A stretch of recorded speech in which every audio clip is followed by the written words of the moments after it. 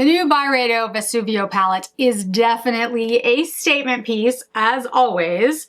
The Vesuvio palette has been released in February 2026 and is the latest in their series of oversized 18-pan palettes. But here's the question. Is this a masterpiece or is this just expensive art sitting on your vanity? We're going to answer that today. So first of all, you're going to see lots of reviews on this palette, okay? This is a release that happens once a year, pretty much, from Byredo, 18-pan palettes, and they always sell out very quickly. So everyone is going to review this. I, for my channel, try to give a different perspective. I try to give a unique perspective to everything that I do, or I feel like there's no real point in me reviewing something. So I always try to give the historical or artistic connotation to these collections because to me, makeup is just another form of art. I feel like it's no different than painting on a canvas or using chalk or using pencils. It's just art for your face. So is fashion. And this particular palette, first of all, is supposed to be bold. It's Italian. It's $115. I'm going to talk a little bit about the artistic inspiration behind this, the formula performance. I have 3 different looks that I'll show you, 3 completely different color stories on the eyes. And I want to explain who this is for. Because here's the thing, guys. This particular palette, the one that comes out every year from Byredo, is not for everyone. This is not your standard, put it in your travel bag, anyone can wear it, anyone will love it, it's an easy neutral to use. That's not this. So if you already know that that's not you and that's not what you're looking for, hopefully you'll continue to watch the rest of the video. We can talk about a lot of interesting things about this palette, but it might just not be for you, and that's okay. Not everything is for everyone. I think when you start to try to make things for everyone, I think that's when makeup loses its interesting nature altogether.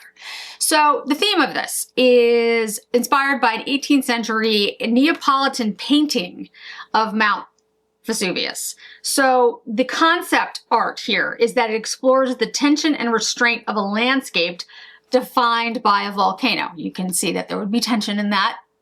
There's a volcano. There's the mirrored compact, which is the splash abstract on the front.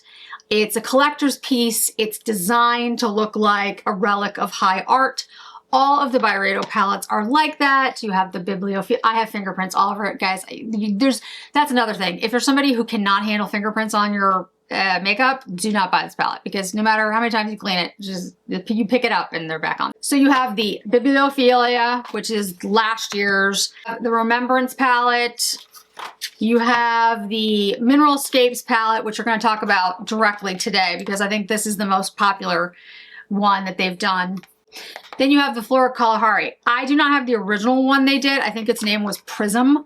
And I have heard, I do not watch reviews before I do my review, that this is more of a pastel-y version of that. I don't see this as pastel at all. And you'll see by my swatches, I don't see any pastels. I mean, there's light colors, but that's different than a pastel, in my opinion. But anyway, you can see the swatches go up. A mix for the color story of fire and ash.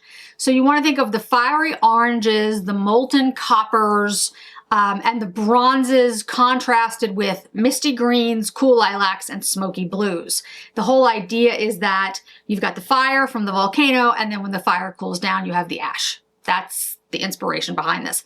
That is where you get this color story from. The formula in here is the Byredo's signature formula. It's silky, it's buildable, it's really easy to use. It's as much fingers as it is brushes. In fact, most of the time, you're gonna get the best payoff with your fingers. This is a colorful, molten, one and done friendly kind of palette. The finishes in here, they are soft mattes, but there's only a few, and it's the browns and the taupes that are in here. The very bright fire and ash shades, I mean, to be honest, they're all either molten or glittery. So let me explain the other two. There are molten metallics, which are the stars of these palettes, always. They are high shine and they almost look wet. In fact, in my opinion, they do look wet. The glittery toppers act more of a veil of light instead of an opaque pigment. So that's really what's in here. It's not about the matte. So this is not going to be a grounding palette. If you love the color story and you think, oh, I can just take this on travel, the problem is you're not going to have very many options for grounding matte shades. And what I mean by grounding is when you're doing an eye look, if you do the entire eye look with molten shades or glitters or toppers, that's fine, but that tends to lend itself to more of a one and done, maybe two shade kind of look. If you start mixing those colors together, they tend to blend because they are very high pigment and they take over one another. A soft matte will blend into the background and create depth and change of the color, but you don't have too many of them in here. There's, I think, 2, maybe 3. Yeah, there's 3. There's 3. So that's something you should, you know, just be aware of. The shades in here that I think are the most unique are a couple of shades, and let me show you. You can see while you look at this from top to bottom, and I need to get out my magnifying glass to read this on the back, but you can see it when I do it like this. Hopefully this will, okay. Yeah, that'll work. All right, here we go. So the yellow, going from the yellow across and then all the way down. You have Delicate Pastel, Painted Horizon, Vesuvius Veil, Blurred Sky, Smoky Blue, and Eternal Vesuvio. Then you have Golden Halo, Gold Lava, Magma Orange, Painting, Flowing Horizon, and Burnt Umber. Then you have Pastel Cloud, Fiery Pink, Volcanic Aura, Violet Veil, Volcanic Purple, and Painted Memories. The interesting thing is the Magma Orange, which is the third shade in that one, the Eternal Vesuvio, which is the last shade in on the first row, is like a smoky blue. The Gold Lava shade, which is the second shade in on the second row, and a Volcanic Aura, which is the third shade in on the bottom, are the ones that have, I think, the most ability to go like viral. So you have this shade, you have this shade, this shade, this shade. They are very impactful shades. These are shades that no matter how you use them, they are going to be noticed, okay? The look that I have on right now, I did a grayish blue look, and I have a little bit of that pastel in the corners, the yellow, just to make sure that the grays and the blues didn't get too much in my inner corner of my eye and make the eye look dark. So the shade, this one, this is the Eternal Vesuvio. It's a deep smoky blue. I took this shade and put it all over my lid. When you do that, I created a base that was very deep. And then I started putting these lighter shades on top. The one thing that I will tell you, and this is not a tutorial, if you actually want tutorials, to be honest with you guys, I've tried to do tutorials. Nobody ever watches the tutorials. Maybe I'll do them for members if you guys want them. And they can be like shorts or something. But the thing about the blues that are in here, the bluish grays, is except for the last one, which is this shade here, which is like this shade is almost like a shifting greenish grayish blue. It's a really unique shade.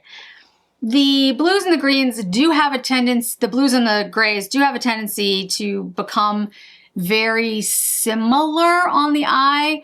There's actually 2 shades in here, if you look at the swatches, that almost look identical on the eye. The only way that I can see the difference is with a mixing medium or like glitter glue. That does, like if you use it, quote, wet, you do see a little bit of a difference in the shades. But for most people, you're not going to go through that step. So I would say, I think they could have switched out one of the silvery blues for, I don't know, maybe a purple or maybe another matte that was more gray, like silvery gray, but like a light, you know, matte.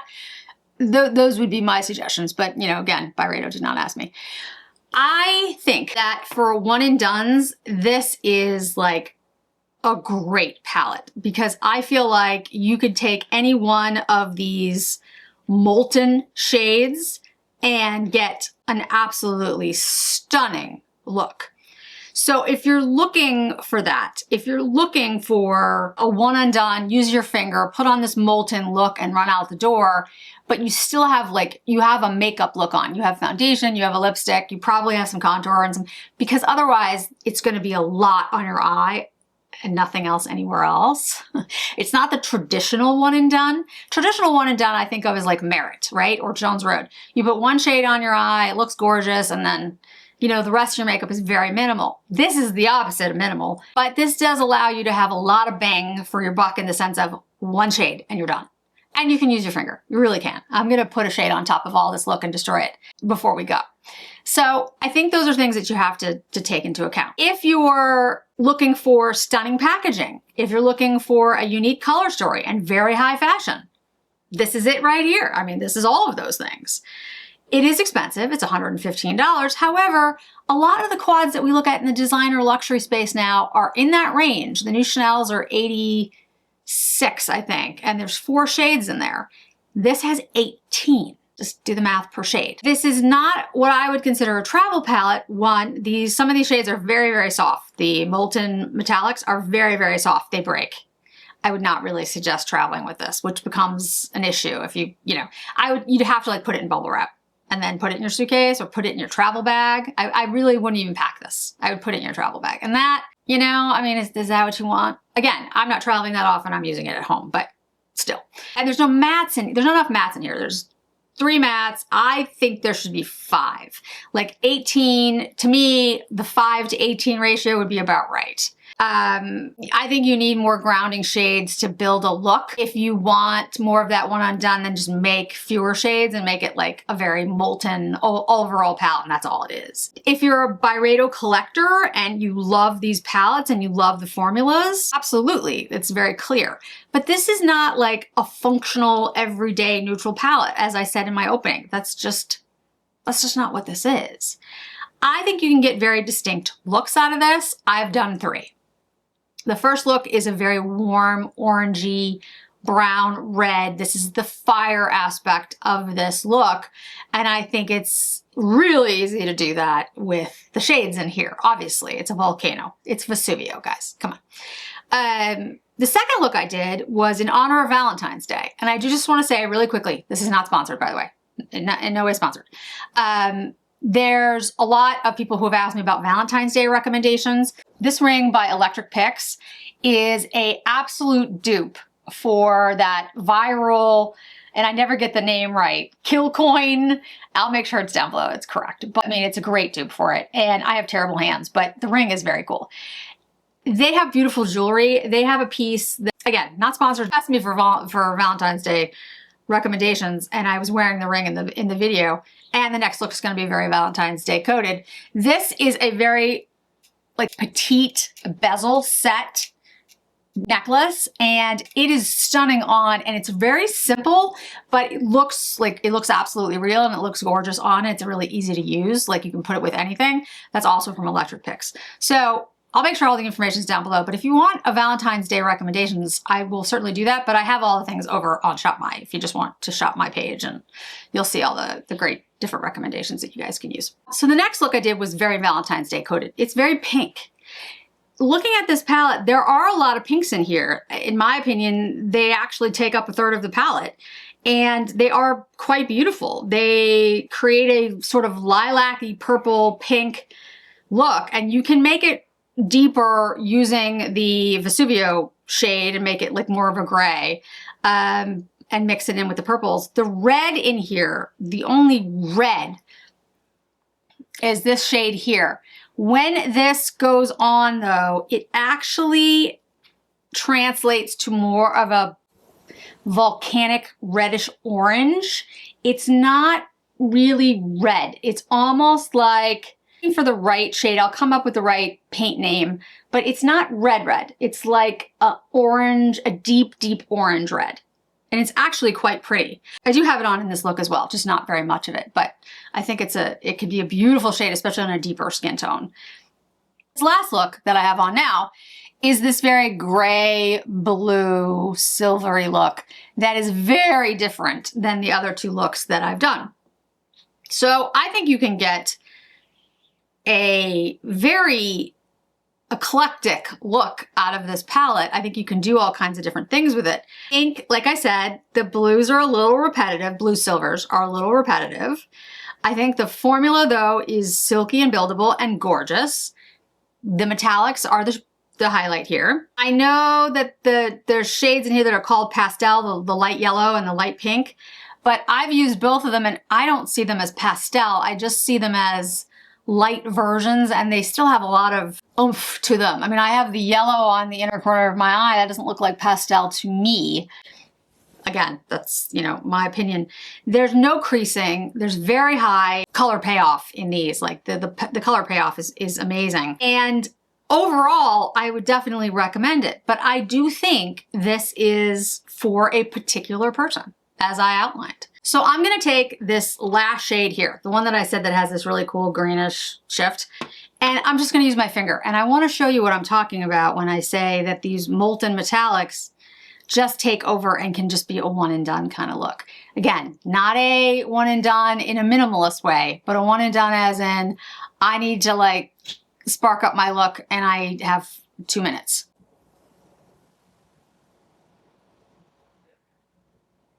Now you see how that sort of just took over everything else that was on my eye? And this is a similar shade to what's already on my eye. And it's still, these shades are like, they do play with one another, don't get me wrong, but they are so pigmented and so prominent and so impactful that you put it on your eye and then you're just like, well, what else would I need? What else would you need, honestly? And if you take some of like the really light, this is the grayish shade, the grayish blue shade, this one right here, the third one in, that's very similar to that one. But if I take that and I put it on top of this, you're just gonna see more moltenness, more shininess, more wetness. And so I wouldn't say that you would mix, you know, 5 or 6 of these together and come up with a depth of your look. I think you're gonna get more just, frankly, moltenness. I think it's gonna look beautiful, but I don't think it's really what this palette is about. It is not my favorite. My favorite is the Mineralscapes. I feel like this palette is like me in a palette, but it is definitely cooler. I, you know, really like the cool shades in here. I like the fact that there's a couple of different mattes with different color stories in here so that you can come up with different looks. However, again, if you like the Mineralscapes, that's great, but maybe you're somebody who doesn't like cool tone shades. Maybe you want warm shades. Maybe you want pinks. Maybe you want oranges and browns and yellows and golds, and you're not going to get that in the Mineralscapes. The Mineralscapes is very much true to the nature of its artistic direction, whereas this is about fire and ash. So I do, you know, if somebody were to ask me which one I would prefer, yes, it's Mineralscapes, but that's what I like. Those are the colors that I like. That's the story that I like. But I think this is a beautiful palette. It was very clear looking at it what it was, because it's Vesuvio. It's named after a volcano. And you can see by the artwork on the front of it, the colors that it's trying to represent. Again, these deep oranges with a little bit of the blue, you know, looking at the ash aspect of a volcano. So me personally, I mean, this is something that I will use and I will treasure, but I think it's made for a very specific person. I think Byredo makes its clamshell eyeshadows as more of an offering to people who want more of that everyday but still dramatic look. I just feel like the clamshell formulas are hit or miss. So what I would love to see from Byredo is the formulas like these in maybe the clamshells as well, but in a color story that might be a little bit more neutral, a little bit more everyday. But the thing is that might just not be Byredo, guys. I mean, like Byredo, I'm a huge fan of their fragrances. Byredo fragrances are heavy on violet. Like, it's a particular core to their scents, and they have violet in practically everything, not everything, but a lot. And they have a very distinct scent profile, and not everybody likes it. I'm a huge fan. So I think they're going the same direction in their eyeshadow palettes. I think these are meant for, again, somebody who wants that very dramatic, very molten, very wet look, somebody who wants something, that color story that's dramatic and different and eclectic.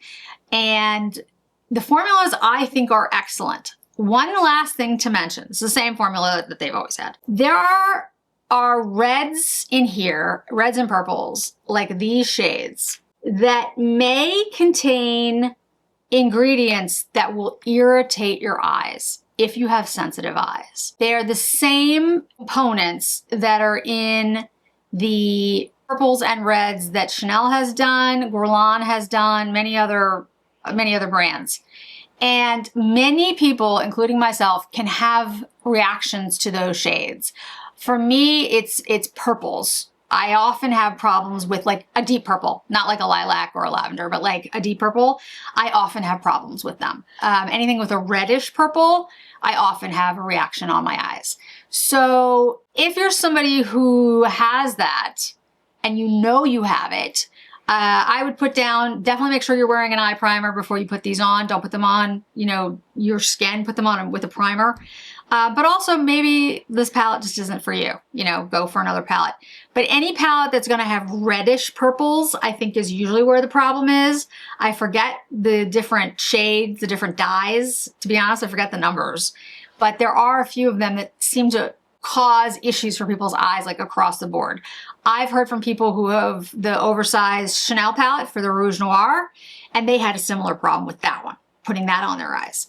So it's not Byredo, it's the dyes, the specific dyes that are like these reddish purples, like in Rouge Noir, that can cause that. So just be aware of it. So far, so good. I will use the palette for a while. You know, I always use these things for weeks, months before I give you a final analysis, but overall, I think it's excellent. I love it, but it's not my favorite of the ones that they've done.